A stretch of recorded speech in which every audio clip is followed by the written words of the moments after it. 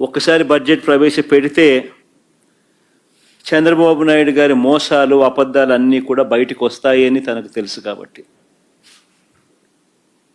ఒకసారి బడ్జెట్ ప్రవేశపెడితే తన మోసాలు తాను చెప్పిన అబద్ధాలు అన్నీ కూడా బయటకు వస్తాయి. బయటికి రావడమే కాకుండా ప్రజలు కూడా మా సూపర్ 6 ఏమైంది, మా సూపర్ 7 ఏమైంది అని చెప్పి కూడా చంద్రబాబు నాయుడు ప్రజలు నిలదీస్తారు అన్న సంగతి కూడా తనకు తెలుసు కాబట్టి చంద్రబాబు నాయుడు గారు బడ్జెట్ ప్రవేశపెట్టకుండా దీన్ని సాగదీస్తూ వచ్చాడు. సాగదీస్తూ వస్తూ తాను కారణాలు చెప్పుకునే దానికోసం అని చెప్పి రకరకాల కారణాలు సాగదీతకు చెప్పుకుంటూ వచ్చాడు. పరిమితికి మించి వైఎస్ఆర్